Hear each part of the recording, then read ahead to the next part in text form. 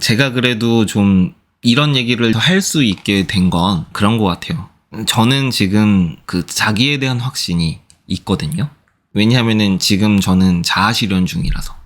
그러니까 저는 이 자아실현이라는 건 어떤 상태냐면 지금 이 시점을 기준으로 여태까지 저의 삶이 있는 그대로 받아들여지는 게 저는 자아실현의 핵심이라고 생각해요. 불과 5분 전에 저와 5분 후인 지금의 저는 또 많이 성장한 것 같거든요. 이런 유의 질문에 대답을 하는 그런 경험들이요. 평상시에 머릿속으로는 생각하고 있었지만 그걸 체계적으로 앞사람에게 설명하려고 이해시키려고 노력하는 그 과정에서 한 차례 또 성장하는 걸 느껴요. 이런 효능감을 매사 내가 분초를 이제 살아도요. 느끼면서 사는 거예요. 이게 자아실현이에요. 그러니까 이런 거예요. 내가 지금 비록 5분밖에 안 지났지만 그런 효능감을 느끼잖아요. 그럼 10분 뒤에는 어땠을까요? 1시간 전은요. 하루 전은, 이틀 전은, 한 달 전은, 1년 전은요. 자아실현이라는 건 어떤 도달점이 아니에요. 어떤 골이 있어서 거기를 통과해야지만 이뤄낼 수 있는 게 아니에요. 이미 내가 살아온 것이, 그 궤적이 자아실현의 근거가 되거든요. 내가 지금까지 살아왔던 삶의 태도와 방식이 전부 다 지금의 나를 형성하는 재료로 사용되었구나라는 걸 그냥 머리로 이해하는 게 아니라 지금 그걸 느끼고 있어야 돼요. 그걸 효능감이라고 하잖아요. 그쵸? 그 결과적으로 얻게 되는 마음의 상태가 자기 확신이에요. 근거가 있는 믿음이죠, 이건. 내가 할 수 있는 게 무엇인지 정확하게 알고 있는 거예요.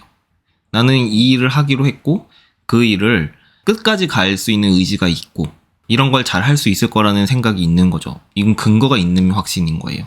과거의 나를 토대로 만든, 과거에 내가 여태까지 살아온 데이터가 그 자료죠.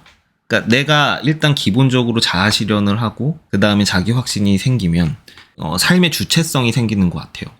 다른 사람들이 하는 일이 아니라, 다른 사람들이 어떻게 하는 게 아니라 내가 의미를 부여하는 거예요. 스스로. 이 일의 당위를 스스로가 만들고요. 그 목적과 목표가 내가 만든 걸로 해요. 그러면은 저는 이게 주체적인 삶인 것 같아요. 매사 모든 일의 의미를 내 관점으로 재해석해보는 거예요. 당연하다라고 받아들이는 게 아니라. 사람들이 저한테 영진님이 통찰력이 있는 것 같아요 라고 얘기를 하는 이유는 저만의 관점이 있어서예요. 근데 그 관점은 누구나 다 만들 수 있다고 저는 생각하는 게 이 주체성 때문에 생기는 거잖아요. 근데 이 주체성이라는 건 결국 내가 내 삶을 인정하고 받아들이면서 생기는 거예요. 그러니까 자아실현 하시면 됩니다. 자아실현은 그리고 먼 시점에 어떤 경험이 쌓여 생기는 게 아니에요. 지금까지 내 삶이 있잖아요. 지금까지의 내 삶을 온전히 받아들이는 거라니까요.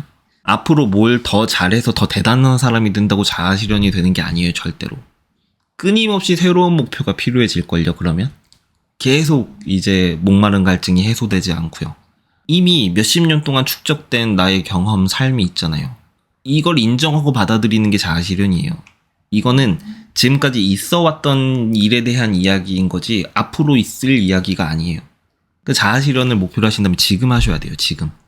1년 뒤에 나는 영진님 같은 사람이 될 거야. 의미가 없어요. 그 목표는. 지금 되셔야 돼요. 네, 만약에 자아실현을 하고 싶다면요. 그러기 위해서 기록과 회고를 하는 거예요. 제가 아까 전에도 말씀드렸다시피 그래서 저는 5분 전에 저와 5분 후에 제가 이렇게 바뀐 걸 계속 인지한단 말이에요. 이런 질문에 대답을 하면서 성장하는 것도 느끼고요. 계속. 또 반대로 이런 시간이 지나고 나서 내가 그때 그 설명을 좀 더 쉽게 설명할 수 있는 방법이 있어. 그게 떠올라. 그럼 이제 다음 수업 때 그런 것들이 반영되는 거고요. 그러니까 늘 내가 똑같이 시간을 살아도 그 시간들이 어떤 의미를 지니는지를 계속 느끼는 거예요. 그 느끼고 있는 상태가 자아실현 중인 거예요. 그걸 추구하시면 됩니다. 그리고 지금 보니까 이제 행복과 불행 관리, 생산성 관리 시트 이런 것들 좀 이제 세분화해서 관리하고 계신데 이게 자아실현하는 방법이에요. 네, 하루하루를 회고하고 내가 한 달 동안 어떻게 살았는지 생각해보고 그게 쌓여서 1년이 되고 2년이 되는 거예요. 그러다 보면 내 전생애를 그런 방식으로 통찰해낼 수 있어요. 내가 정말 부정하고 싶은 나의 어떤 특정한 연령대도 있죠. 사람은 누구나.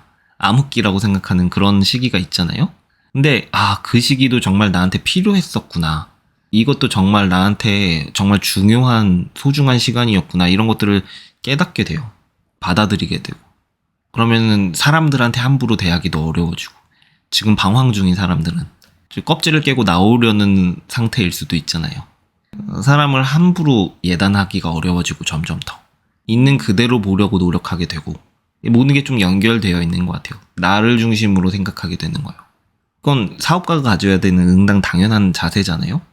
경쟁사를 모방하는 게 아니라 경쟁사가 나를 모방하게 해야 되잖아요. 결국 궁극적으로는 이 연결되어 있습니다. 결국 브랜딩도 마찬가지죠. 내가 의사결정을 하잖아요. 결국은 직원들이 카피를 쓰더라도요, 카피의 결을 톤 앤 매너를 보고 컨펌을 할 거 아니에요. 스타일이 무료 배송 이벤트를 한다고 하면 그냥 무료 배송 4글자만 적는 것이 스타일이면 다른 메시지 다 날리고 무료 배송 디자인을 컨펌을 하겠죠. 스타일이 우리는 무료 배송을 해도 그냥 하는 게 아니라 그 이유를 설명해 줘야 돼, 고객들한테. 그래서 지금 무료 배송 이벤트를 하는 건 일시적인 행사이고, 많은 분들이 우리 서비스를 제공해 주시는 것에 감사함을 담아서 무료 배송 예산을 총 얼마로 잡아 이 예산이 소진될 때까지 무료 배송 이벤트를 계속할 생각입니다로 광고 배너를 만들었어요. 당연히 클릭률이 떨어지고 구매 전환율이 떨어져도 우리는 이렇게 간다를 의사결정하는 게 브랜딩이잖아요. 주관이 있어야 되는 거예요. 그러니까 대표자의 주관이 있어야 그런 일관적인 브랜드 경험을 고객들한테 제공할 수 있잖아요. 그때그때 바뀌는, 입장이 바뀌는 사람이 아니라, 그쵸? 그러니까 모든 것이 나로부터 출발한다라는 것이 바로 그 뜻이에요. 사업을 한다고 할 때 특히 중요합니다.